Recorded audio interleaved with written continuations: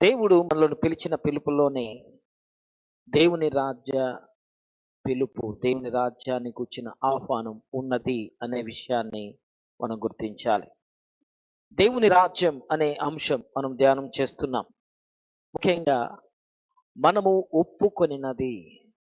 హెబ్రీయులకు రాసిన పత్రిక 3వ అధ్యాయం మొదటి వచనంలో, హెబ్రీయులకు రాసిన పత్రిక 3వ అధ్యాయం మొదటి వచనంలో, ఇందువలన పరలోక సంబంధమైన పిలుపులో పాలు పొందిన పరిశుద్ధ సహోదరులారా, మనము ఒప్పుకొనిన దానికి అపోస్తలుడు ప్రధాన యాజకుడైన యేసు మీద లక్ష్యముంచండి.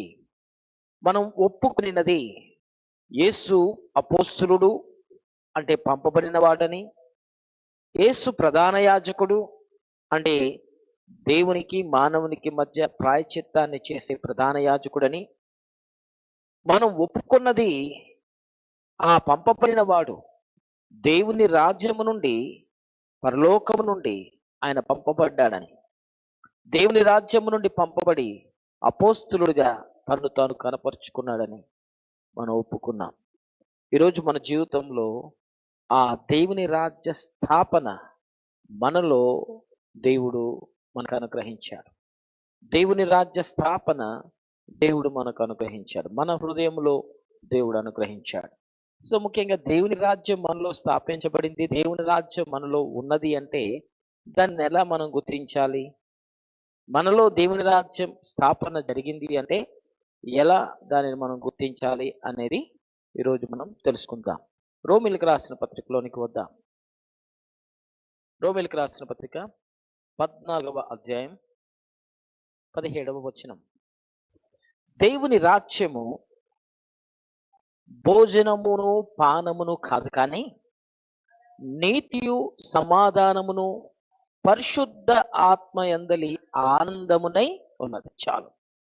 సో దేవుని రాజ్యము మనలో స్థాపించబడింది అంటే, దేవుని రాజ్యం అంటే భోజనము పానము అనే ప్రకృతి సంబంధమైన అవసరతలు తీర్చబడటం అనేది దేవుని రాజ్య సంబంధమైనది కాదు. సో ఈ లోకంలో ఒక వ్యక్తి ఉన్నతముగా, ఆశీర్వాదకరంగా, అతనికి కావలసిన పోషణ, అతనికి కావలసిన సమృద్ధి, అతనికి కావలసిన ఆస్తి ఉన్నప్పుడు అతడు దేవుని రాజ్య సంబంధి, అతడు దేవుని చిత్తంలో ఉన్నాడు అని లోకం అనుకుంటున్నారు. కానీ అసలు దేవుని రాజ్యము అంటే ఈ పానీయము, మనం తినే ఆహారం కాదు, భోజన పదార్థాలతో ముడిపడి లేదు, మన నిత్య అవసరాలతో దేవుని రాజ్యం ముడిపడి లేదు. దేవుని రాజ్యం అనేది చాలా ప్రాముఖ్యంగా ఇక్కడ అపోస్తలుడైన పౌలు ఇక్కడ రోమా సంఘంతో ఇలా తెలియచేస్తున్నాడు. దేవుని రాజ్యం భోజనము పానము కాదు, కానీ నీతి, సమాధానం, పరిశుద్ధ ఆత్మయందలి ఆనందం. పరిశుద్ధాత్మయందలి ఆనందం. ఈ మూడు ఎవరి హృదయంలో ఆ మూడు ఉంటాయో వారిలో దేవుని రాజ్యం ఉన్నది, వారిలో దేవుని రాజ్యం స్థాపించబడింది అని అర్థం. సో ముఖ్యంగా దేవుని రాజ్య స్థాపన మన హృదయంలో దేవుడు ఎలా చేశాడు? ఈరోజు దేవుని రాజ్య సంబంధమైన జీవితాన్ని, దేవుని రాజ్యమును మనం కలిగి ఉన్నాము అంటే మనలో దేవుని రాజ్య స్థాపన జరిగింది. ఆ దేవుని రాజ్య స్థాపన మొట్టమొదటిది నీతి. నీతి అనేది యేసుక్రీస్తు ప్రభు మనకిచ్చాడు. సో మన పరిశుద్ధత, యథార్థత లేక దేవుడు ఒకవేళ మనకు దేవుడు నీతిని, మనకు దేవుడు పరిశుద్ధతను దేవుడు మనకి ఇవ్వకపోతే, భూమి మీద ఉన్న ఏ వ్యక్తి అయినా పరిశుద్ధతను పొందుకోగలడా? ఏ వ్యక్తి అయినా దేవుని ఎదుట నేను పరిశుద్ధుడును అని నిరూపించుకోగలడా?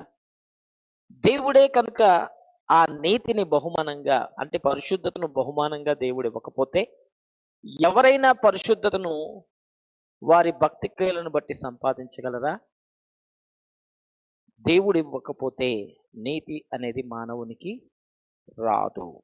అందుకు బైబిల్ ఏమని చెప్తుంది?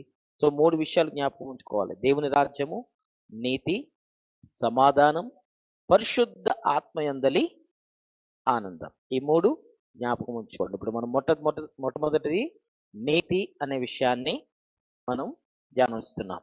సో నీతి అనేది ఈ లోక సంబంధమైన భక్తి, ఈ లోక సంబంధమైన భయభక్తులు, మన భక్తి జీవితాన్ని కలిగిన మన నీతి దేవుని దృష్టిలో ఎలాంటిది అనేది బైబిల్ ఆధారంగా చూద్దాం. యెషయా గ్రంథంలోనికి వద్దాం. యెషయా గ్రంథంలో మన నీతి ఎలాంటిదో చూద్దాం. 64వ అధ్యాయం 6వ వచనం. మేమందరము అపవిత్రుల వంటి వారమైతిమి, మా నీతి క్రియలు అన్నీయు మురికి గుడ్డ వల్లే ఆయన. చాలు. సో దేవుడి దృష్టిలో మన నీతి ఎలా ఉన్నది? దేవుడు మనలను చూస్తున్నప్పుడు మన నీతి క్రియలు, ఏం క్రియలు? మన నీతి క్రియలు దేవుని దృష్టిలో ఎలా ఉన్నాయి? మురికి గుడ్డ వలె ఉన్నాయి. వంట వండుతున్నప్పుడు ఒక మసిగుడ్డ పెడతాం కదా, ఏదన్నా వస్తువును తుడవటానికి మురికిని తుడవటానికి ఒక గుడ్డ పెడతాం కదా. దేవుని దృష్టిలో కూడా మన నీతి క్రియలు మురికి వస్త్రం, మురికి గుడ్డ. దేవుని దృష్టిలో మురికి వస్త్రాల్లాగా మన నీతి క్రియలు అనేవి ఉన్నాయి. కాబట్టి దేవుని దృష్టిలో మనలను ఆయన ఎలా చూస్తున్నాడు అంటే, మనము మురికి అంటే నీతి లేని వారముగా, మురికి వస్త్రాలు కలిగిన వ్యక్తులుగా మనల్ని చూస్తున్నారు. ఇప్పుడు మన జీవితంలో మన నీతి క్రియలు అనేవి దేవునికి అంగీకారంగా లేవు. అంగీకారంగా, దేవుడు మెచ్చుకునేటట్టుగా, దేవుణ్ణి మెప్పించేటట్టుగా మనం లేము. ఈ మురికి వస్త్రాలతో పోల్చబడిన మన జీవితము అది హేయమైనదిగా ఉంది. ఆ మురికి వస్త్రాలతో పోల్చబడిన మన జీవితము దేవునికి అయిష్టంగా ఉంది. ఆ మురికి వస్త్రాలతో పోల్చబడిన మన జీవితం అనేది ఎప్పటికీ పరిశుద్ధత లేనట్టుగానే, అపవిత్రతతోనే ఉంది. ఇప్పుడు మన జీవితంలో నీతి అనేది దేవుడు ఇవ్వకపోతే, నీతి లేక పరిశుద్ధత అనేది దేవుడు ఇవ్వకపోతే, మానవ జీవితంలో ఎప్పుడు కూడా ఆ నీతి అనేది పొందుకోలేడు. ఉదాహరణకి ఆదికాండం 3వ అధ్యాయంలో ఆదాము తినవద్దు అన్న పండు తిన్నాడు. తినవద్దన్న పండు తిన్న తర్వాత అతడు మంచి చెడ్డలు ఎరిగిన వాడై అతని కళ్ళు తెరవబడి, ఇద్దరు చూసుకొని సిగ్గుపడి ఆకులతో కచ్చడాలు చేసుకొని వస్త్రాలుగా ఇద్దరు వేసేసుకున్నారు. ఆకులతో వస్త్రాలు వేసుకున్న తర్వాత, దిగంబరత్వాన్ని కప్పుకున్న తర్వాత, దేవుడు ఆదామును పిలుస్తున్నప్పుడు, ఆదాము ఆదాము ఎక్కడున్నావు అని అడిగాడు. ఈ మాట చూద్దాం. ఆదికాండం 3వ అధ్యాయంలో దేవుడు ఆదామును పిలుస్తున్నప్పుడు 9-10 వచనాలు. ఆదామును పిలిచి, నువ్వెక్కడ ఉన్నావు అని అన్నాడు. అందుకతడు, నేను తోటలో నీ స్వరం వినబడినప్పుడు నేను దిగంబరిగా ఉంటిని కనుక భయపడి దాక్కుంటున్నాను అన్నాడు. చూడండి, దేవుడేమో ఆదామును పిలుస్తున్నాడు. ఆదాము అని పిలుస్తుంటే ఆదాము అంటున్నాడు, తోటలో నీ స్వరం వినబడింది, ఆ వినబడినప్పుడు నేను దిగంబరిగా ఉన్నాను అంటున్నాడు. ఆకులతో కచ్చడాలు చేసేసుకున్నారు, పైనుండి కింద వరకు కప్పుకున్నారు. దిగంబరత్వం అనేది ఏమీ లేదు. కానీ దేవుడు పిలిచినప్పుడు ఏమంటున్నాడు? నీ స్వరం వినబడినప్పుడు నేను దిగంబరిగా ఉన్నాను అంటున్నాడు. పుట్టినప్పుడు దిగంబరత్వంగానే ఉన్నాడు. పుట్టినప్పుడు దిగంబరత్వం ఉన్నది వాస్తవమే. బట్ పండు తిన్న తర్వాత వస్త్రాలు వేసేసుకున్నాడు, ఆకులతో కప్పేసుకున్నాడు. కప్పుకున్న తర్వాత నీ స్వరం వినబడితే నేను దిగంబరిగా ఉన్నానండి. వస్త్రాలు వేసుకున్న తర్వాత ఇంకా నేను దిగంబరిగా ఉన్నానన్నాడు. అంటే దీని అర్థం ఏంటి? ఏమిటి దాని అర్థం? ఆ వస్త్రాలతో శరీరాన్ని కప్పుకున్నాడు కానీ, ఆ ఆకులతో శరీరాన్ని కప్పుకున్నాడు కానీ మనసాక్షిని కప్పుకోలేకపోతున్నాడు. ఆ వస్త్రాలతో శరీరాన్ని కప్పుకొని దిగంబరత్వాన్ని కప్పుకున్నాడు కానీ మనసాక్షిలో ఉన్న దోషారోపణ కప్పుకోలేకపోతున్నాడు. చెట్టు పక్కకి వెళ్ళి చెట్టు అడ్డు పెట్టుకుంటున్నాడు, పొదల దగ్గరికి వెళ్ళి పొదలను అడ్డు పెట్టుకుంటున్నాడు. తన లోపల ఉన్న మనసాక్షిలో ఉన్న దోషారోపణ కనపడకూడదు, ఈ పాపం కనపడకూడదని చెట్లను అడ్డు పెట్టుకొని పొదల దగ్గర అడ్డు పెట్టుకుంటే అయినా అది కనబడుతుంది దేవుడికి. ఆకులతో కచ్చడాలు చేసుకున్నప్పటికీ వస్త్రాన్ని ధరించుకున్న వ్యక్తిగా అతడు దిగంబరత్వాన్ని కప్పుకున్నప్పటికీ దేవుని స్వరం, దేవుని మాట వినబడేటప్పటికీ నేను ఇంకా దిగంబరుడిగానే ఉన్నాను, కప్పుకోలేకపోతున్నాను, పాపాన్ని దాచుకోలేకపోతున్నాను, మనసాక్షిలో ఉన్న దోషారోపణ కప్పుకోలేకపోతున్నాను. నీ స్వరం వినబడినప్పుడు నేను దిగంబరుడిగానే ఉన్నాను, కాబట్టి భయపడి దాక్కుంటున్నాను అన్నాడు.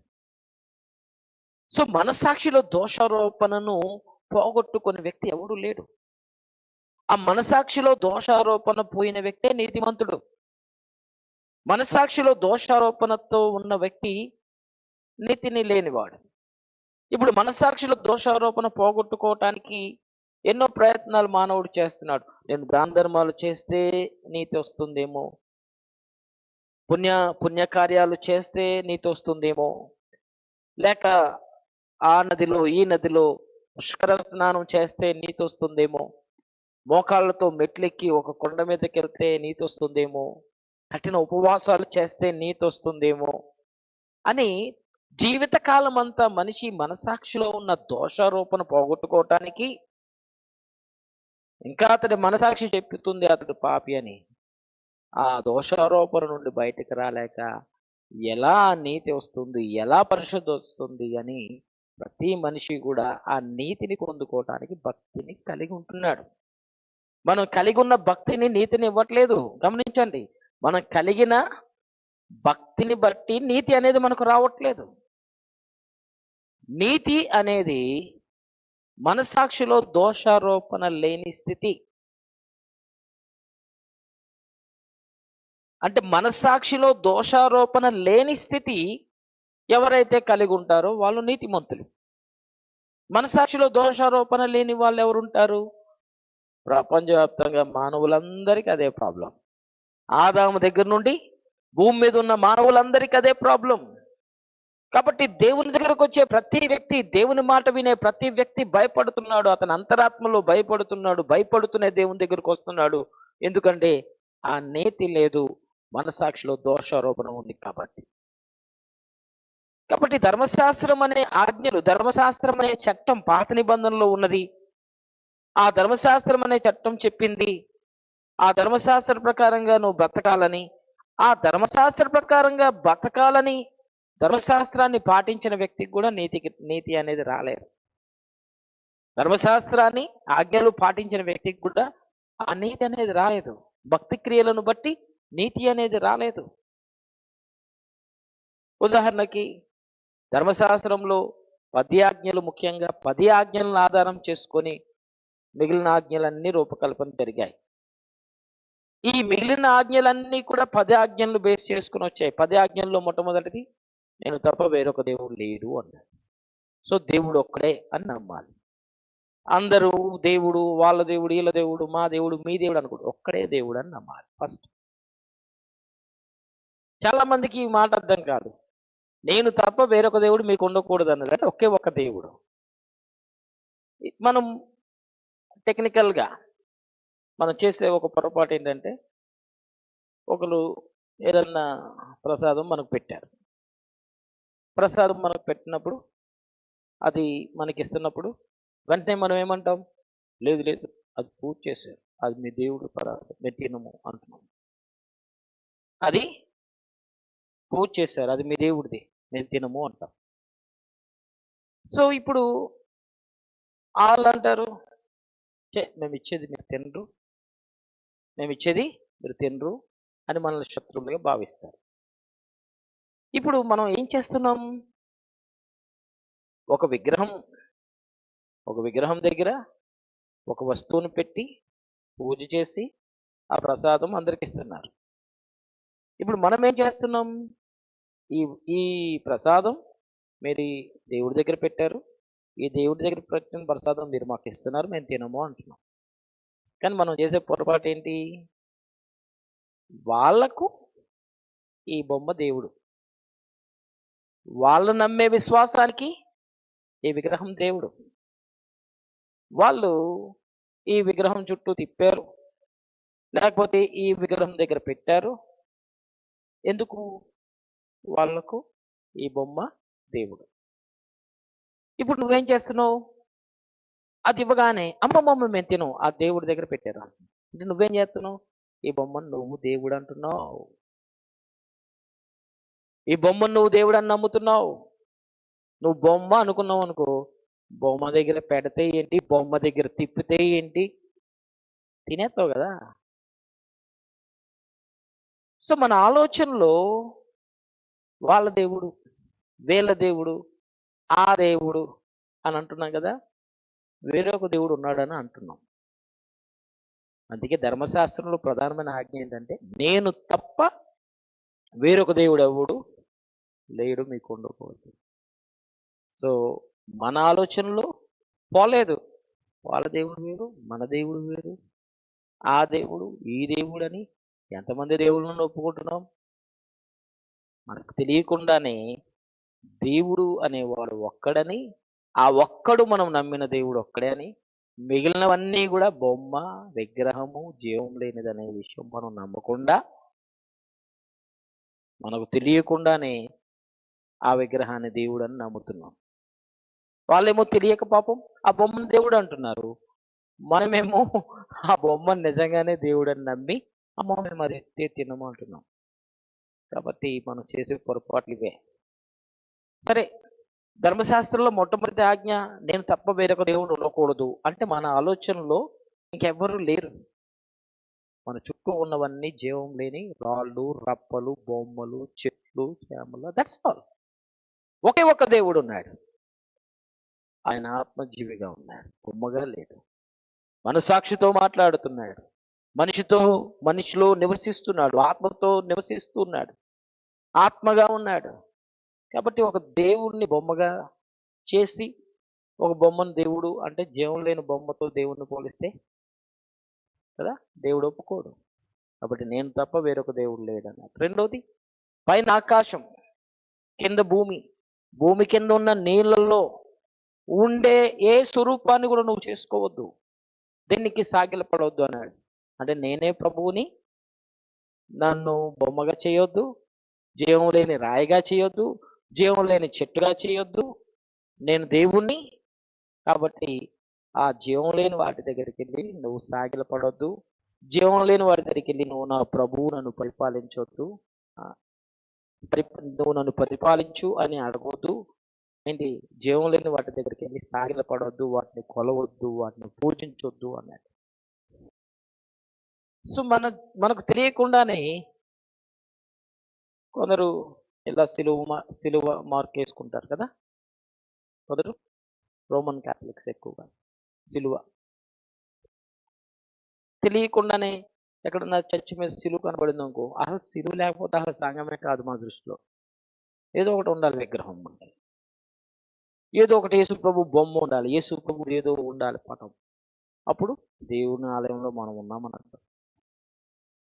సో మన ఆలోచనలో ఒక క్యాలెండర్లో బొమ్మ దగ్గర కూర్చొని ప్రార్థన చేయటము, ఒక సిలువలు మెడలో వేసుకొని తిరగటము, లేకపోతే సిలువ కనబడినప్పుడు దండం పెట్టడము, ఇలాంటిది ఏది చేసినప్పటికీ దేవుని బొమ్మగా చేసినట్టే, దేవుని విగ్రహంగా చేసినట్టే.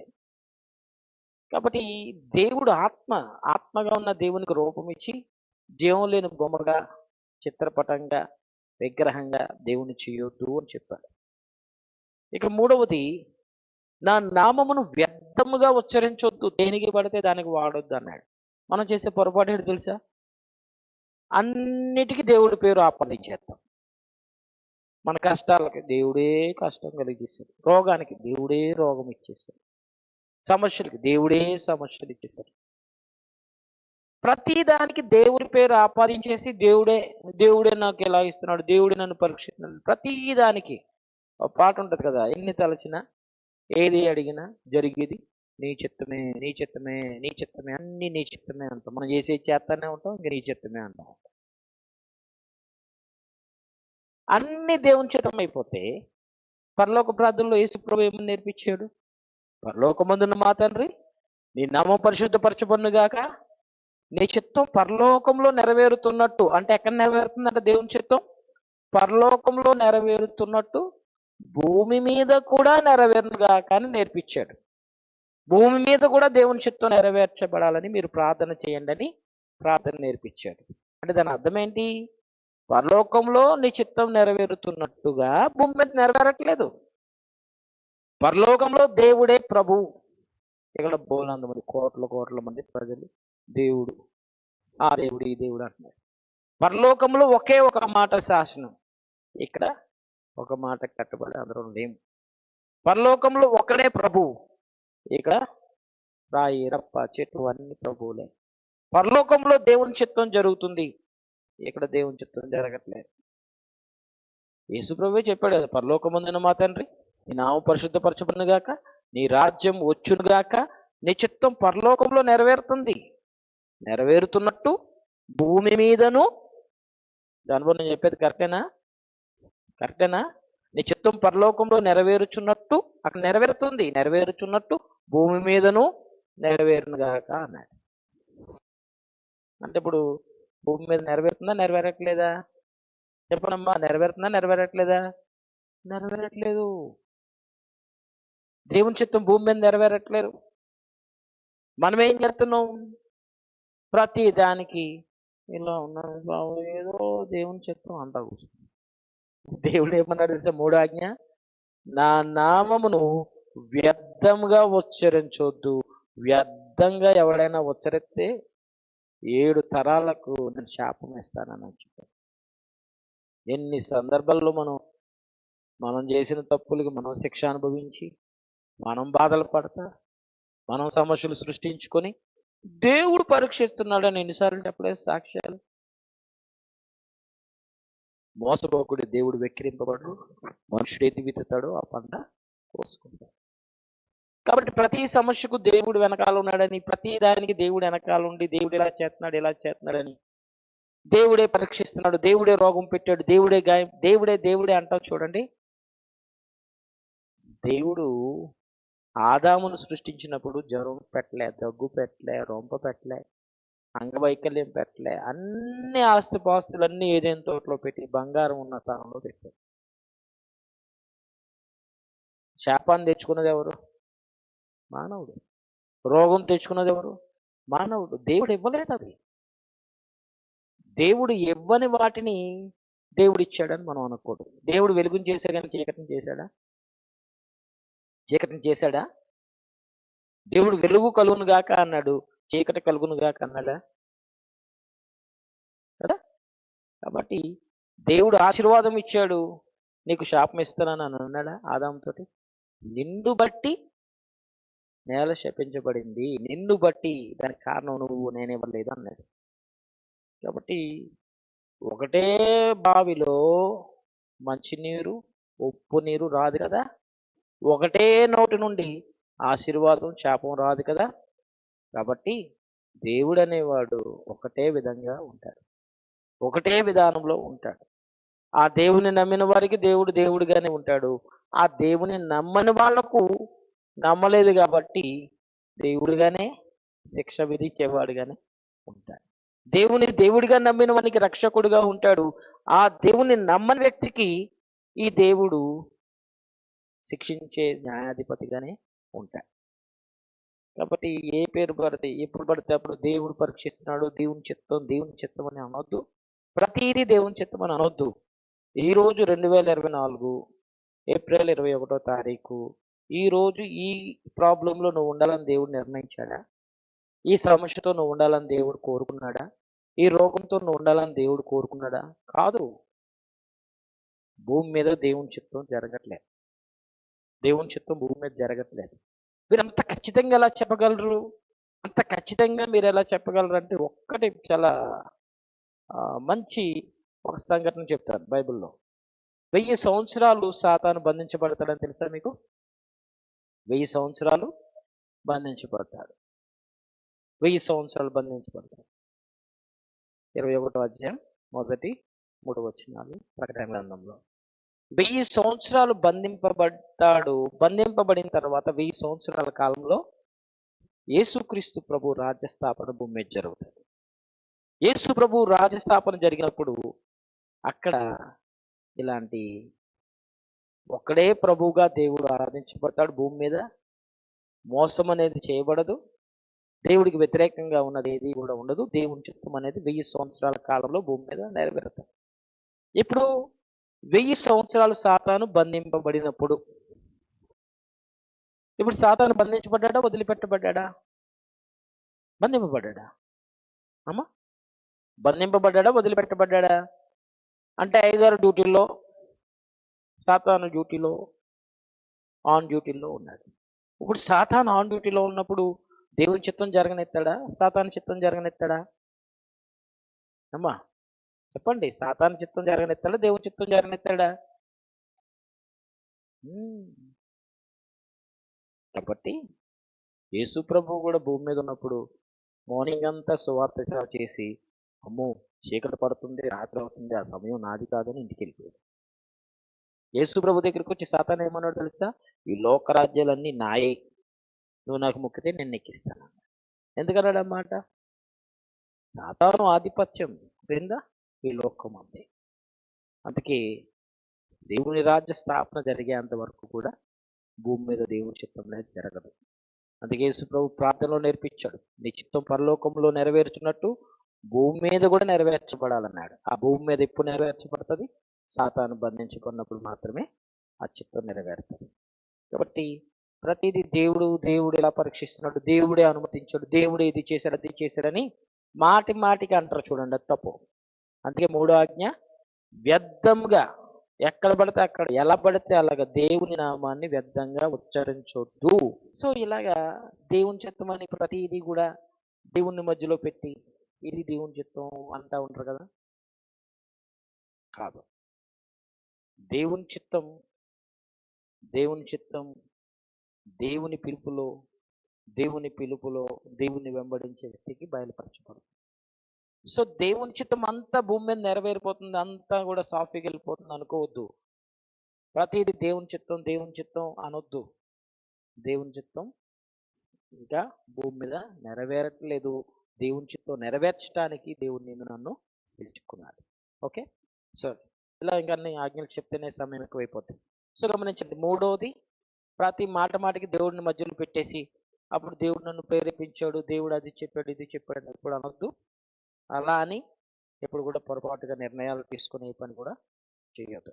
స్పష్టంగా దేవుని ఉద్దేశం తెలుసుకోకుండా దేవుని మీద పేరు, ఆ దేవుని పేరు మధ్యలో పెట్టేసి ఎప్పుడు కూడా దేవుని నామాన్ని టిష్యూ పేపర్ లాగా వాడద్దు. ఓకే. తర్వాత నాలుగవది ఏంటి? విశ్రాంతి దినం, 7వ రోజు విశ్రాంతి దినం పరిశుద్ధంగా ఆచరించు అన్నాడు. అంటే నువ్వు 6 రోజులు కష్టపడు, 6 రోజులు కష్టపడిన తర్వాత ఒక రోజు అది దేవునిది, దశమ భాగం. ఆ రోజు దేవునికి, ఆ సమయం దేవుని సన్నిధిలో నువ్వు ఉండు అని చెప్పారు. ఈరోజు మన జీవితంలో దేవునిది దేవునికి ఇవ్వటం అంటే దేవుని సమయాన్ని దేవునికి మనం ఇచ్చేయాలి. దేవుని సమయాన్ని దేవునికి మనం ఇచ్చేయాలి. ఆదివారం ఇది దేవుని సన్నిధికి వచ్చే సమయం, సహవాసంగా కూడుకునే సమయం, ఒకరినొకరు సాక్ష్యాలు చెప్పుకొని బలపరుచుకోబడతాం, వాక్యం ద్వారా ఆదరించబడతాం, దేవుని మహిమపరిచే సమయం అది. నువ్వు 6 రోజులు కష్టపడ్డావు, 6 రోజులు నువ్వు ఏం చేసావు, ఎక్కడెక్కడ తిరిగావు అన్నీ చెయ్యి. 7వ రోజు అంటే దేవుణ్ణి ఆరాధించే ఒక పరిశుద్ధ దినము, అది దేవునికి ఇవ్వాలి, నన్ను జ్ఞాపకం చేసుకోవాలని దేవుడు చెప్పాడు. ఈరోజు మన జీవితంలో అన్ని రోజులు కష్టపడితేనే వెళ్ళిపోతున్నాం. అన్ని రోజులు మన జీవితం, మన సుఖం, మన క్షేమం, మన మన ఆరోగ్యం, మన కష్టం, మన పిల్లలు, మన కుటుంబం. మరి దేవుడు ఎప్పుడు కావాలి? దేవుడు అవసరం వచ్చినప్పుడు. దేవుడు అవసరం ఎప్పుడు వస్తుంది? డాక్టర్లు, మా చేతిలో ఏం లేదమ్మా, పోతావు, దేవుడే దిక్కు అన్నప్పుడు. కాబట్టి మన జీవితాలు ఎలాగైపోయినాయంటే, అసలు దేవునికి ఇవ్వకుండా, దేవుని సమయాన్ని దేవునికి ఇవ్వకుండా, మన వ్యక్తిగత అవసరాల కొరకే సమయాన్ని ఉపయోగిస్తున్నాం. మన వ్యక్తిగత అవసరాల కొరకే మన బలాన్ని ఉపయోగిస్తున్నాం. మన వ్యక్తిగత అవసరాల కొరకే మన సమయాన్ని వెచ్చిస్తున్నాం. మరి దేవుడు ఎక్కడున్నాడు? దేవునికి ఎక్కడ మనం సమయం ఇచ్చాం? మన చేతులారా మన జీవితాన్ని మనం దేవునికి వ్యతిరేకంగా చేసుకుంటున్నాం. ఏదో ఒక కారణం చెప్పి, పలానా రీజన్ చెప్పి. సో ఇప్పుడు ఎండ చాలా ఎక్కువగా ఉంది కాబట్టి రాలేమంటే, ఎండ ఎక్కువగా ఉంటే నువ్వు ఉద్యోగానికి వెళ్ళవా? ఎండ ఎక్కువగా ఉంటే నువ్వు ఎక్కాల్సిన ట్రైన్ ఎక్కవా? ఎండ ఎక్కువగా ఉంటే నువ్వు చేయాలనుకున్న పని చెయ్యవా? అంటే దేవుని సమయం దగ్గర, దేవుని సన్నిధి దగ్గర నువ్వు ఎండ ఎక్కువగా ఉంది కాబట్టి అని అన్నావంటే, ఎంత తక్కువ అంచనా వేస్తున్నావు నువ్వు దేవుణ్ణి?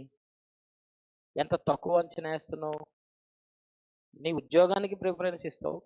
నీ పనికి, నీ వ్యాపారానికి, నీవు చేసే వాటన్నిటికి నువ్వు సమయం ఇస్తున్నావు. ఎండ ఎక్కువ ఉన్నా సరే వెళ్ళి ట్రైన్ ఎక్కేస్తావు. ఎండ ఎక్కువ ఉన్నా సరే నీ పని నువ్వు చేసుకుంటున్నావు. ఎండలో ఎండ దెబ్బ తగులుతుందని తెలుసు. మరి దేవుని సన్నిధికి రావడానికి ఏమైంది? ఆరోగ్యంగా ఉన్నాం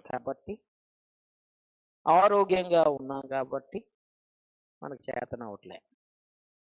అదే కళ్ళు చెయ్యి పడి కదలలేని స్థితి వస్తే, పాస్టర్ గారు నేను ఆరాధనగా రాలేకపోతున్నాను, రొట్టె ద్రాక్ష రసం ఇవ్వండి, అప్పుడు దేవుడు అవసరత వచ్చేస్తుంది ఆటోమేటిక్గా. కాబట్టి మనం తెలియకుండానే దేవుని సమయాన్ని దేవునికి ఇవ్వకుండా మనం తిరుగుతున్నామంటే మనం నిర్లక్ష్యంగా వ్యవహరిస్తున్నాం. కాబట్టి ఆ నిర్లక్ష్య ధోరణి చిట్ట చివరికి ఏమవుతుందంటే మనకు మెడకు ఉరితాడవుతుంది. ఇంకా 24/7 దేవుడా దేవుడా దేవుడా అనేటట్టుగా మంచం మీద దేవుడు ఎంచక్క బెడ్ రిటర్న్ ఒక నెల రోజులు 2 రోజులు రాస్తాడు డాక్టర్ లాగా. మందులు వాడుతూ ఉంటాం, ప్రభువా ప్రభువా అంటాం. సో ఇప్పుడు దేవుడు అవసరం కూడా దేవుడు చూపించి దేవుణ్ణి గుర్తు చేసేస్తాడు.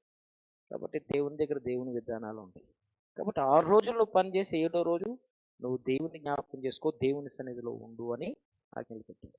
ఇవన్నీ కూడా అంటే పాత నిబంధనలో ఉన్న అన్నీ కూడా దేవుణ్ణి కేంద్రంగా దేవుణ్ణి ఆరాధించడానికి ఆజ్ఞలు ఇవ్వబడ్డాయి. సో ఇలాగా ఒక్కొక్క ఆజ్ఞ చెప్పుకుంటూ వెళ్తే సమయం లేదు. ఆ అంశం దేవుని రాజ్యం కాబట్టి క్లుప్తంగా చెప్పేస్తాను. 5వ ఆజ్ఞ, భూమి మీద నువ్వు దీర్ఘాయుష్మంతుడగినట్లుగా నీ తండ్రిని నీ తల్లిని సన్మానించు. అసలు తల్లిదండ్రులను సన్మానించకపోతే, తల్లిదండ్రులకు గౌరవం ఇవ్వకపోతే నువ్వు బతికిన వేస్తే. నువ్వు ఎక్కడికి వెళ్ళినా నీ లెగ్ ఐరన్ లెగే. తల్లిదండ్రులకు విధేయత లేకుండా అగౌరవపరిస్తే, తల్లిదండ్రులకు అవిధేయురాలుగా నువ్వు ఉంటే నీ జీవితం అనేది ఎప్పటికీ వర్ధిల్లదు. వృద్ధాప్యంలోనికి వచ్చేసిన తల్లిదండ్రులని నీకేం తెలుసులే, ఎందుకంటే మనం ఎక్కువ చదువుతాం కదా, కొంచెం ఎక్కువ చదివినందుకు వాళ్ళకేం తెలుసు అనిపిస్తుంది. వాళ్ళు చదవలేదు కదా నీకేం తెలుసులే అని చాలా సునాయాసంగా తోలనాడతాం, చాలా సునాయాసంగా తీసి పక్కన ఎడతాం. అంటే మనం తినే అన్నంలో కూరలో ఉన్న కరివేపాకు పడేసినట్టు చాలా సునాయాసంగా నీకు తెలియదులే అని పడేస్తాం. అదంతా ఏంటి? నీకు తెలియదులే, నీకు చేత కాదులే అని అంటున్నామంటే నీ తండ్రిని నీ తల్లిని నువ్వు దూషిస్తున్నావు. మనం అనుకుంటాం తల్లిదండ్రులని దూషించడం అంటే బూతులాడేనా, నేను పొమ్మనన్నా, నేనేమన్నా అన్నానా అంటాం. కరివేపాకులా తీసి పడేస్తున్నావు కదా, అది చాలు. నీ తల్లిదండ్రుల్ని నువ్వు దూషిస్తే అది నీకు శాపం, అది శాపం. నువ్వు భూమి మీద దీర్ఘాయుష్మంతుడిగా వర్ధిల్లాలంటే నీ తల్లిదండ్రులను నువ్వు సన్మానించాలి. ఇంకా బైబిల్ ఏం చెప్తా తెలుసా? తల్లిదండ్రులను దూషించేవాని దీపం అంట కరెక్ట్గా కారు చీకట్లో ఎదరేముందో కూడా కనపడినప్పుడు ఆగిపోతుందంట. ఏంటి దీపం? తల్లిదండ్రులు దూషించిన వారి దీపం కరెక్ట్గా కారు చీకట్లో ఆగిపోద్దంట. ఇక మళ్ళా ఒక అడిగేస్తే ఏముంటుందో కూడా తెలియని స్థలంలో. కాబట్టి దేవుడు పెట్టిన ఆజ్ఞలన్నీ కూడా క్రమశిక్షణ, విధేయత, తల్లిదండ్రులకు విధేయత, దేవునికి విధేయత. నువ్వు దేవుని ప్రేమించాలి, నిన్ను వారిని పొరుగు వారిని ప్రేమించాలి, రెండు చూపిస్తాయి అన్నమాట. సో ఇప్పుడు నువ్వు దొంగిలించొద్దు అంటే నీది కానీ నువ్వు తీసుకోవద్దు. నువ్వు వ్యభిచరించొద్దు అంటే దేవునికి వ్యతిరేకంగా ఈ లోక సంబంధంగా నువ్వు జీవించవద్దు. అబద్ధ సాక్ష్యం చెప్పొద్దు, అవతల వ్యక్తి మీద నింద వేసి అవతల వ్యక్తిని అబద్ధం చెప్పి ఆ వ్యక్తి జీవితాన్ని పాడు చేయటం. ఇంకా దొంగిలించొద్దు, వ్యభిచరించొద్దు, నీ పొరుగు వారి మీద అబద్ధ సాక్ష్యం చెప్పొద్దు, నరహత్య చేయొద్దు. ఒక వ్యక్తి జీవితాన్ని నరహత్య చేయొద్దు, చంపొద్దు. అంటే చంపడం అంటే కత్తెరతో నేను తిరగట్లేదు కదా అంటాం. లేదు, మనం మాట్లాడే మాట చాలు అవతల వ్యక్తి హృదయాన్ని గాయపరచడం. అవతల వ్యక్తి హృదయాన్ని గాయపరిచే మాటలు చాలు సో మనకు తెలియకుండానే 10 ఆజ్ఞలన్నిటికి తూట్లు పొడుస్తాం. పొద్దున్న లేవగానే. పడుకున్నప్పుడే కొంచెం 10 ఆజ్ఞలు క్షేమంగా ఉంటాయి. 10 ఆజ్ఞలు అనేవి పొద్దుట లేవటంతోటే ఒక్కొక్క ఆజ్ఞకు తూట్లు పొడిచేస్తాం. సో ఇప్పుడు మనకెక్కడ నీతి ఎక్కడ వస్తదబ్బా? ఉదయం లేచినప్పటి నుండి రాత్రి పడుకునేంత వరకు కూడా మక్కి జాయింట్లు లేకుండా 10 ఆజ్ఞలు ముక్కలు నరికేస్తున్నాం. ఇంకా 10వ ఆజ్ఞ ఏంటి తెలుసా? నీ పొరుగు అని భార్యనైనా, గాడిదనైనా, ఇంటినైనా దేనిని ఆశించవద్దు. అబ్బే, దీనికి అసలు ప్రసక్తే లేదు. ఆశ లేకుండా ఎవడు ఉంటారు కదా? ఇది మనసులో చేసేది. కాబట్టి 10 ఆజ్ఞలను బట్టి నీతి వచ్చేస్తుందా? 10 ఆజ్ఞలను బట్టి నీతి అనేది వస్తుందా? ఆశ. 9 ఆజ్ఞలు ఒకవేళ పాటించిన ఒక ఆజ్ఞ విషయంలో తప్పిపోతాం. అదేంటి? ఆశ. కాబట్టి ఆజ్ఞలనేవి నీతిని మనకి ఇవ్వలేదు. ఆజ్ఞల ద్వారా మనిషికి నీతి రాలేదు. కాబట్టి ఏ నీతి అయితే ధర్మశాస్త్రం ఆజ్ఞల ద్వారా మనకు రాలేదు, ఆ నీతిని దేవుడు మనకి ఇవ్వడానికి ఏం చేశాడో తెలుసా? యేసు ప్రభు ఏమయ్యాడో తెలుసా? పాపముగా మార్చబడ్డాడు. అప్పుడు మనకు వచ్చింది నీతి. మన భక్తి క్రియలను బట్టి నీతి రాలేదు. మన నీతి క్రియలను బట్టి మనకు నీతి రాలేదు. యేసు ప్రభు పాపముగా కన్వర్ట్ అయిపోయాడు. యేసు ప్రభు శిలువలో పాపముగా మారిపోయాడు. అప్పుడు దేవుని నీతి అనేది మనకు వచ్చింది. అది చూడాలి. కొరింథీయులకు రాసిన 2వ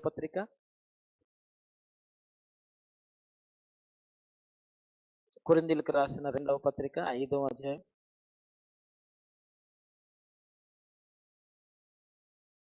21వ వచనం. ఎందుకనగా మనము ఆయన యందు దేవుని నీతి అగునట్లు పాపం అంటే ఏంటో తెలియని ఆయనను మన కొరకు పాపముగా యేసు ప్రభువుని దేవుడు చేసేసాడు. చూడండి, నీతి అనేది యేసుక్రీస్తు ప్రభు ద్వారా వచ్చింది. ఇది మనం ఒప్పుకోవాలి. నీతి అనేది యేసు ప్రభు ద్వారా వచ్చింది, నీ భక్తి క్రియలను బట్టి కాదు. కాబట్టి మన వ్యక్తిగత జీవితంలో మనం ఎప్పుడు మర్చిపోకూడదు, నీతి అనేది యేసు ప్రభు పాపముగా మార్చబడినందుకు మనం దేవుని నీతిగా మార్చబడ్డాం. దేవుని నీతిగా మనం మార్చబడ్డాం. సో మనకు నీతి అనేది మన భక్తి క్రియలను బట్టి, ఉదయం లేచి ప్రార్థన చేయటం బట్టి, లేకపోతే ఆదివారం వచ్చిందా, ఈ నీతి అనేది మన భక్తి క్రియలను బట్టి మనకు రావట్లేదు. యేసు ప్రభు పాపముగా మార్చబడ్డాడు. మనం ఆయన యందు దేవుని నీతి అగునట్లు పాపము ఎరుగని ఆయన, మనసాక్షిలో దోషారోపణ లేని ఆయన, పరిశుద్ధుడైన ఆయన మన నిమిత్తం పాపంగా మార్చబడ్డాడు కదా. ఆ కారణంగా మనకు నీతి వచ్చింది. ఆ నీతి అనేది మనలోనికి వచ్చినందుకు మనలో దేవుని రాజ్యం అనేది స్థాపించబడింది. యేసును మనం అంగీకరించినప్పుడు, మన పాపముల నిమిత్తం ఆయన మరణించాడని ఒప్పుకున్నప్పుడు, మన శిక్ష ఆయన అనుభవించాడని ఒప్పుకున్నప్పుడు, ఆయన మరణం ద్వారా మనకు నిత్య జీవం వచ్చిందని ఒప్పుకున్నందుకు ఆయన నీతి మనకు వచ్చేసింది. అంతే తప్ప క్రియల వలన మనిషికి నీతి రాలేదు. ఈరోజు ఇప్పుడు దేవుని నీతి మనకు వచ్చింది అంటే దాని అర్థం ఏంటి? దేవుని రాజ్యం అనేది భోజనం పానం కాదు. నీతి, సమాధానం, పరిశుద్ధాత్మ యందలి ఆనందం. ఇప్పుడు దేవుని రాజ్యము ఎక్కడ ఉన్నది? నీతి ఎక్కడ ఉందో అక్కడ దేవుని రాజ్యం ఉంది. ఇప్పుడు ఆ నీతి ఎక్కడుంది? ఎక్కడుంది?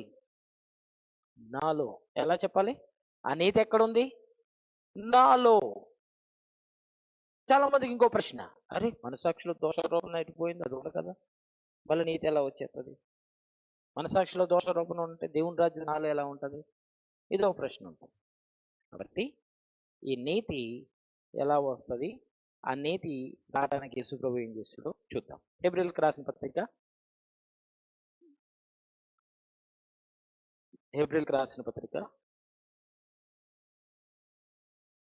9వ అధ్యాయం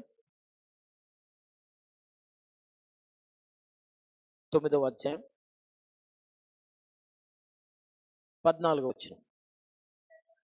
నిత్యుడగు ఆత్మ ద్వారా తనకు తానుగానే నిర్దోషిగా, పరిశుద్ధుడిగా, నీతిమంతుడిగా, తండ్రికి నిర్దోషిగా అర్పించుకొని బలి అయిపోయాడు కదా. ఆ క్రీస్తు యొక్క రక్తము నిర్జీవమైన క్రియలను విడిచి జీవము కలిగిన దేవుణ్ణి సేవించుటకు ఆ యేసు రక్తం ఏం చేసిందంట? యేసు రక్తం ఏం చేసిందంట? మీ మనస్సాక్షిని శుద్ధీకరించింది. చాలా మంది అనుకుంటారు యేసు రక్తంతో ప్రభువు నువ్వు తల నుండి కింద కాళ్ళు వరకు కడిగే అంటారు. యేసు ప్రభు రక్తం తల నుండి కాళ్ళు వరకు ఏం కడగదు. యేసు ప్రభు రక్తం మనం ఉపయోగించే నీళ్ళ లాంటిది కాదు, మనం ఉపయోగించే సబ్బు లాంటిది కాదు. యేసు ప్రభు రక్తం ఎక్కడ శుద్ధీకరించిందంట? చెప్పండి, ఎక్కడ? మనస్సాక్షిని శుద్ధీకరించింది. నేను పాపిని అనే భావన మనసాక్షిలో ఉన్నందుకు దేవుని దగ్గరికి మనం రాలేకపోతున్నాం. దేవుని దగ్గరికి వస్తుంటే భయపడుతున్నాం. దేవుని మాటకు భయపడుతున్నాం కదా. ఈ మనస్సాక్షిలో ఉన్న ఈ దోషారోపణ యేసు రక్తంతో దేవుడు శుద్ధీకరించి మనలో నీవు నీతిమంతుడవు, నువ్వు పరిశుద్ధుడవు అనే ఒక సాక్ష్యాన్ని పరిశుద్ధాత్మ ద్వారా ఇచ్చాడు. కాబట్టి యేసు రక్తం నీ మనస్సాక్షిని శుద్ధీకరించింది. కాబట్టి నీ మనస్సాక్షిలో దోషారోపణ ఇది పోదు అనుకున్న దోషారోపణ, నీ భక్తి క్రియలు నీవు కలిగి ఉన్నప్పటికీ దోషారోపణ అనేది నీకు బయటకు రావట్లేదు కదా, అందులోంచి నువ్వు బయటకు రావట్లేదు కదా.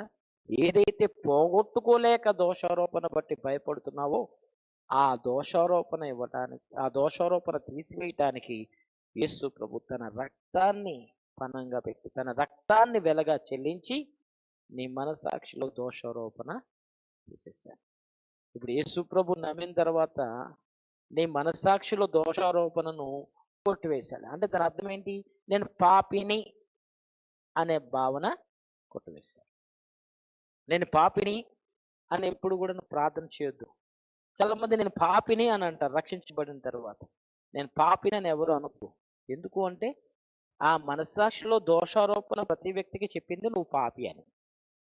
ఆ పాపిని అని చెబుతున్న మనసాక్షిలో దోషారోపణ యేసు ప్రభు తన రక్తం చేత కడిగేశాడు. కాబట్టి యేసు ప్రభువుని నమ్మిన వ్యక్తికి ఏ శిక్ష విధి లేదు. యేసు ప్రభువుని నమ్మిన వ్యక్తి యేసు ప్రభువుని ఎప్పుడైతే నమ్ముతున్నాడో ఆ వ్యక్తి నీతిమంతుడిగా మార్చబడుతున్నాడు. కాబట్టి ఒక వ్యక్తి హృదయం ముందు విశ్వాసం ఉంచడం బట్టి నీతిని, నోటితో యేసును ప్రభువు అని ఒప్పుకున్నందుకు రక్షణ అనేది వచ్చేస్తుంది. కాబట్టి ఎంత సింప్లిఫై అయిపోయింది. అసలు మన వల్ల కాదు, తలకై కింద పెట్టి కాళ్ళు పైకి పెట్టి ఎంత తపస్సు చేసినా మనసాక్షిలో దోషారోపణ పోదు. అలాంటి మనసాక్షిలో దోషారోపణ యేసు రక్తం చేత కడిగాడు. ఇది నీ క్రియలను బట్టి, నువ్వు చేసిన త్యాగం బట్టి, నువ్వు చేసే ఉపవాసం బట్టి, నువ్వు పాటించే భక్తి క్రియలను బట్టి ఈ దోషారోపణ పోలేదు. యేసు ప్రభు జీవితాన్ని పణంగా పెట్టి తనకు తానుగా అర్పణగా అర్పించేసుకుని రక్తాన్ని కాచినందుకు నీకు పరిశుద్ధత, నీతి అనేది వచ్చింది. ఇప్పుడు ఆ నీతి నీకు దేవుడు ఇచ్చాడు. సో ఒకటి గుర్తించు, యేసుని ప్రభు అని అంగీకరించి దేవుడు అన్న తర్వాత ఇంకొక దేవుడు ఉన్నాడేమో అని ఎప్పుడన్నా ప్రశ్న వచ్చిందా? యేసును నువ్వు దేవుడు అని అంగీకరించిన తర్వాత ఇంకొక దేవుడు ఉన్నాడని వెళ్ళి అక్కడ సాగిలపడ్డావా? ఇంకొక దేవుడు ఉన్నాడని నమ్ముతున్నావా? లేదు. ఎందుకు? యేసును నువ్వు దేవుడు అని అంగీకరించిన తర్వాత ఇంకొక దేవుడు ఉన్నాడని నీ మనసాక్షి చెప్పట్లేదు. యేసును నువ్వు దేవుడిని అంగీకరించిన తర్వాత ఇంకొక దేవుడు ఉన్నాడు అతనికి భయపడమని నీ మనసాక్షి చెప్పట్లేదు. ఒకే ఒక దేవుడు ఉన్నాడు, ఆయనకు నువ్వు భయపడు, ఆయనకి అందే నువ్వు భయభక్తులు కలిగి ఉండాలని నీ మనసాక్షి చెప్తుంది. కాబట్టి నీతి నీలో దేవుడు స్థాపించి, దేవుని రాజ్యం అంటే నీతి, సమాధానం, పరిశుద్ధాత్మ యందు ఆనందం, అందులో మొట్టమొదటి నీతిని దేవుడు నీలో స్థాపించాడు. ఇప్పుడు దేవుని రాజ్యం ఎక్కడుంది అక్కడుంది అని చెప్పడానికి ఇక లేదు. దేవుని రాజ్యం నీలో ఉంది. దేవుని రాజ్యం ఎక్కడుంది? నీలో స్థాపించబడింది. సో యేసు ప్రభు ఈ మాట చెప్పాడు, ఇక్కడుంది అక్కడ ఉంది అని చెప్పొద్దు దేవుని రాజ్యం అని. చూడండి, లూకా రాసిన సువార్త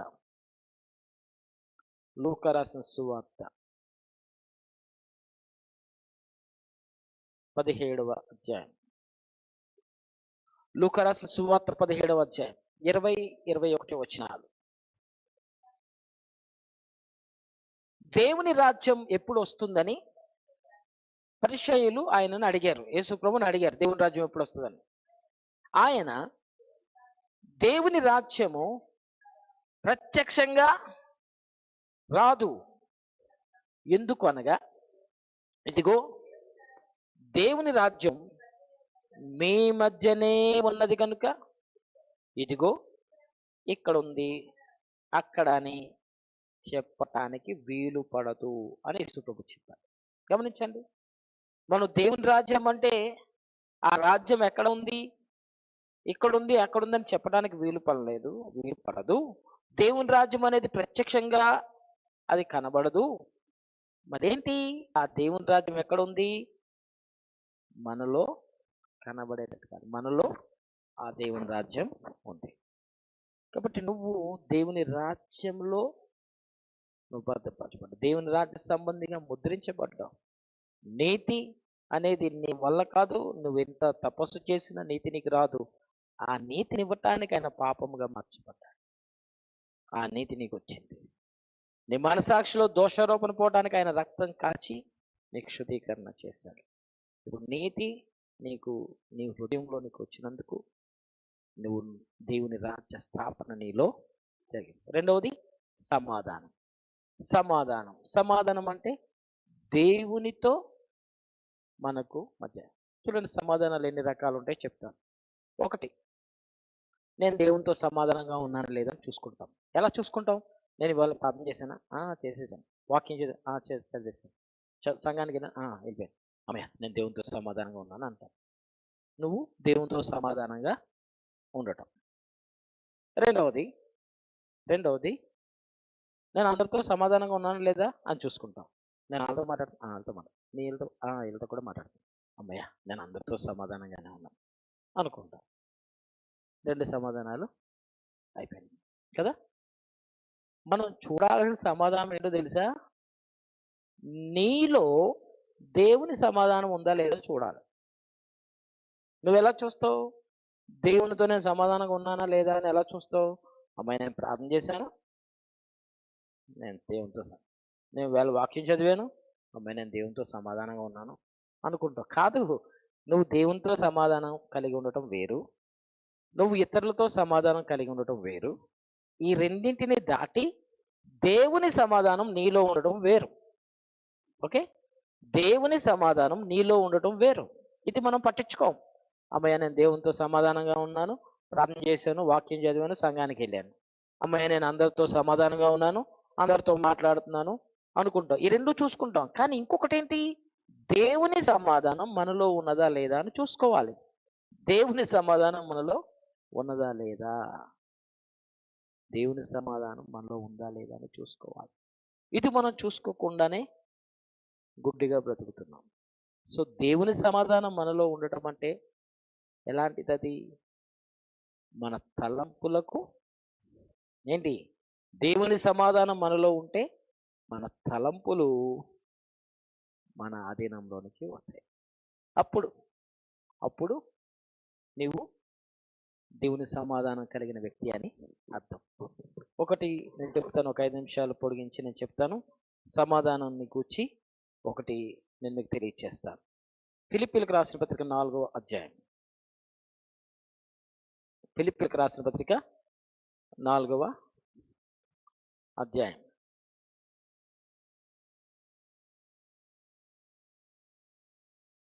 4వ అధ్యాయం 7వ వచనం. సమస్త జ్ఞానమునకు మించిన దేవుని సమాధానం యేసుక్రీస్తు వలన మీ హృదయములకును మీ తలంపులకు కాదు. ఇది దేవుని సమాధానం ఉండటం అంటే.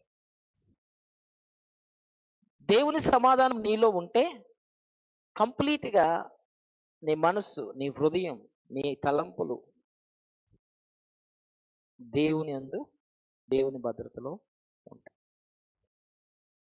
దేవుని సమాధానం మనలో ఉన్నప్పుడు ఇష్టం వచ్చినట్టు మాట్లాడు. దేవుని సమాధానం మనలో ఉన్నప్పుడు ఇష్టం వచ్చినట్టు ఆలోచించదు. దేవుని సమాధానం మనలో ఉన్నప్పుడు మన తలంపులు కూడా, మన ఉద్రేకం, మన భావోద్రేకాలు, మన తలంపులన్నీ కూడా దేవుని ఆధీనంలో ఉంటాయి. ఇది ఎంతమంది గుర్తిస్తున్నారు? దేవుని సమాధానం మనలో ఉన్నప్పుడు కంప్లీట్గా మన హృదయం అనేది దేవుని ఆధీనంలోనికి వెళ్తుంది. ఇంకొక వచనం చూపిస్తా. ఇంకొకటి దేవుని ఆత్మ మనలో ఉన్నప్పుడు ఎలా ఉంటుంది మనకి అనేది తెలుసుకోవాలి. తిమోతికి రాసిన రెండో పత్రిక మొదటి అధ్యాయం, తిమోతికి రాసిన మొదటి పత్రిక మొదటి అధ్యాయం, రెండో పత్రిక మొదటి అధ్యాయం 7వ వచనం. తిమోతికి రాసిన రెండో పత్రిక మొదటి అధ్యాయం 7వ వచనం. దేవుడు మనకు శక్తిని, ప్రేమను, ఇది ఇంద్రియ నిగ్రహములను కలిగిన ఆత్మనిచ్చాడు. ఇంద్రియ నిగ్రహములు కలిగిన ఆత్మను దేవుడిచ్చాడు. ఇంద్రియ నిగ్రహములు కలిగిన ఆత్మనిచ్చాడు, కానీ పిరికితనాన్ని ఇవ్వలేదు. ఇక్కడ మనకు అర్థమవుతుంది దేవుని సమాధానం మనకుందా లేదనేది ఇక్కడ మీకు అర్థమైపోతుంది. దేవుడిచ్చిన సమాధానం, దేవుని ఆత్మ మనిషికి ఇచ్చాడు. శక్తి, ప్రేమ, మూడవది ఇంద్రియాలను నిగ్రహించుకునే సామర్థ్యత. పంచేంద్రియాలు అంటాం. పంచేంద్రియాలు అంటే ఇంద్రియాలు. పంచేంద్రియాలు అంటే చూచుట, వినుట, వాసన చూచుట, రుచి చూచుట, స్పర్శ. ఈ 5 పంచేంద్రియాలు. ఈ పంచేంద్రియాలను అంటే మన శరీరాన్ని అంతటినీ కంట్రోల్ చేసే ఆత్మను దేవుడు ఇచ్చేశారు. ఎస్, భయం వేసినప్పుడు భయం వేసిందని చెప్పడానికి లేదు. ఎందుకంటే పిరుగుతనం కలిగిన ఆత్మని, భావోద్రేకాలను బయట పెట్టే ఆత్మను దేవుడు ఇవ్వలేదు. మనకి పిరికితనం కలిగిన ఆత్మ దేవుడు ఇవ్వలేదు. ఈ ఇంద్రియ నిగ్రహాలను అంటే ఇప్పుడు ఏదో సమస్య వచ్చింది బాధపడిపోయేటట్టు లేదు. దేవుని ఆధీనంలో మన ఇంద్రియ నిగ్రహించుకోవటానికి సామర్థ్యత ఉంది. భయం వేసే సంఘటన జరిగింది, భయపడుతున్నాం. నో, భయపడద్దు. మన ఇంద్రియాలను మనం నిగ్రహించుకోవాలి. సో సమస్యను చూచి భయపడిపోయేంతగా బలహీనత కలిగిన వ్యక్తులకు మనం లేము. మన ఎమోషన్స్ని, మన ఫీలింగ్స్ని, మన భావోద్రేకాలను కంట్రోల్ చేయగలిగిన ఆత్మచేత మనం ప్రొటెక్ట్ చేయబడ్డాం. కాబట్టి చీటికి మాటికి నేను దాని గురించి భయపడుతున్నా, దీని గురించి భయపడుతున్నామన్నాం అనుకో, నీలో దేవుని సమాధానం లేదు అని అర్థం. దేవుని సమాధానం కలిగిన వ్యక్తి నీతిమంతుడు, ధైర్యంగా సింహం వలె ఉంటాడు. ఎస్, నమ్మిన వారు ఆమె చెప్పాలి. ఆమె ధైర్యంగా సింహంలా ఉంటాడు. పిల్లిలాగా బలహీనంగా భయపడతా ఉంటాడు, ధైర్యంగా ఉంటాడు. కాబట్టి దేవుని సమాధానం మనలో ఉందంటే నువ్వు భయపడటం మానేసేయాలి. పిరిగితనం, లోపల ఉన్న అదురు బెదురు ఎన్ని పక్కనెట్టాలి. నెలలో దేవుని సమాధానం ఉందనుకో, ఒక భయము పిరికితనం ఉన్నప్పుడు నీ ఇంద్రియాలన్నింటినీ నిగ్రహించి నిన్ను కంట్రోల్లో పెడుతుంది. నీ తలంపులన్నీ కూడా దేవుని ఆధీనంలోకి తీసుకొస్తుంది. అప్పుడు దేవుని సమాధానం నీలో ఉందని అర్థం. ఆ సమాధానం నీలో ఉన్నది. నువ్వు అనవసరంగా భయపడుతున్నావు, అనవసరంగా చుట్టూ ఉన్న పరిస్థితులను బట్టి భయపడుతున్నావు. ఆ సమాధానమే నీలో ఉంది అంటే దేవుని రాజ్యం నీలో స్థాపించబడింది. ఎస్, నమ్మిన వారు ఒకసారి ఆమెన్ చెప్పండి. ఆమెన్. కాబట్టి నీతి నీ నుండి ఎక్కడికి పోదది? దేవునికి ఇచ్చిన సమాధానం అది పరిశుద్ధాత్మ ద్వారా ఇచ్చేశాడు. ఇంద్రియాలను నిగ్రహించుకునే ఆత్మను దేవుడు ఇచ్చేశాడు. నువ్వు చిటికి మాటికి సాతాను తోకతో జాడిస్తుంటే భయపడిపోయేంత బలహీన స్థితిలో నువ్వు లేవు. సాతాను తల చితక్కొట్టే రీతిగా ధైర్యం కలిగిన ఆత్మ దేవునికి ఇచ్చాడు. కాబట్టి బలహీన స్థితిలో ఉండి నువ్వు పారిపోవద్దు. ఇది అవమానం. దేవుని రాజ్యం నీలో స్థాపించబడింది. ఈ లోకానికి సంబంధించిన వ్యక్తివి నువ్వు కాదు. దేవుని రాజ్య స్థాపన నీలో ఉంది. నువ్వు దేవుని రాజ్య సంబంధివి. నిన్ను ముట్టుకోవటానికి సాతానుకు అధికారం లేదు. నీ జీవితానికి అడ్డు రావటానికి సమస్యకు అధికారం లేదు. నీ జీవితాన్ని బాధపరచడానికి రోగానికి అధికారం లేదు. నువ్వు దేవుని రాజ్య సంబంధివి. నిన్ను నువ్వు గుర్తించు. నిన్ను నువ్వు గుర్తిస్తే దేవుని రాజ్యంలో పేదరికం లేదు, దేవుని రాజ్యంలో రోగం లేదు, దేవుని రాజ్యంలో సమస్యలు లేవు. దేవుని రాజ్యం నాలో స్థాపించబడిందని నీకు నువ్వుగా ఒప్పుకుంటే నీకున్న బంధకాలన్నీ కూడా ముక్కలు అయిపోవలసిందే. నమ్మిన వారు ఒకసారి గట్టిగా చెప్పాలి ఆమేన్. కాబట్టి బలహీనంగా మనం పైకేమో మహా గొప్ప దేవుని ఆరాధిస్తున్నాం అంటాం. మనంత భయస్థులు, మనంత పిరికోళ్ళు, మనంత కింద స్థితిలో ఉన్న వాళ్ళు ఎవరు లేరు. లేదు, మన లైఫ్ స్టైల్ అనేది మారాలి. మన ఆలోచన విధానం అనేది మారాలి. మన దేవుడు రాజు అయితే మనం రాజులకు రాజుగా ఉన్న దేవుణ్ణి ఆరాధించే రాజులం. మన దేవుడు రాజు అయితే మనమేమవుతామయ్యా? రాజులమే. ఆయన రాజులకు రాజు, ఆయన పేరు. ఆ రాజులు ఎవరు? మనం. ఈ రాజులకు రాజు ఆయన. ఆయన పేరు ప్రభువులకు ప్రభు. విన్నారు కదా దేవుడి పేరు ప్రభువులకు ప్రభు అని. ఆయన ప్రభువులకు ప్రభు అంటే ప్రభువులు ఎవరు? మనమే. మనం ప్రభువులు, మనకైన ప్రభు. మనం రాజులం, ఆయన రాజు. నిన్ను నువ్వు బలహీనంగా చూసుకోవద్దు, చేతకాని వ్యక్తిగా చూసుకోవద్దు. నిన్ను నువ్వు చూసుకుంటే దేవుడు నిన్ను రాజుగా చూస్తున్నాడు. నువ్వు రాజుగా ఉన్నావు. దేవుడు నిన్ను చూస్తూనే నేను ప్రభువుగా, పరిపాలించేవాడుగా చూస్తున్నాడు. ఇలాగ తలదించి పరిపాలించబడే వ్యక్తిగా చూడట్లేదు. నువ్వు ప్రభువుగా చూస్తున్నాడు. నువ్వు రాజుగా ఉంటే ఆయన రాజులకు రాజు. నువ్వు ప్రభువుగా పిలువబడుతున్నప్పుడు నువ్వు ప్రభువులందరికీ ప్రభు ఆయన. ఆయన పేరు అది. కాబట్టి నువ్వు భయపడి పరిగెడుతున్నావు అనుకో, నీ దేవుడి విలువ ఇంకా నీకు అర్థం కాలేదని అర్థం. ఇప్పుడు మన తండ్రి కోటీశ్వరుడు, మనం భిక్షమెత్తుతున్నాం అనుకో, మన తండ్రి కోటీశ్వరుడు, ఆ గొప్ప హోదా కలిగిన వ్యక్తిని అవమానపరుస్తున్నామని అర్థం. మన తండ్రి కోటీశ్వరుడు గొప్పోడు, మనం అక్కడ ఏడుస్తా ప్రభువా ప్రభువా అంటున్నాం అనుకోండి, భిక్షాటన చేస్తా, ఆ ఘనమైన స్థితిని హేళన చేస్తున్నాం అని అర్థం. దేవుని కుమారుడు, దేవుని కుమార్తె అధికారం కలిగిన వ్యక్తిగానే ప్రార్థించాలి. అధికారం కలిగిన వ్యక్తిగానే అడగాలి దేవుణ్ణి. భిక్షాటన కాదు. ఓకే, దేవుని రాజ్యం మనలో స్థాపించబడింది.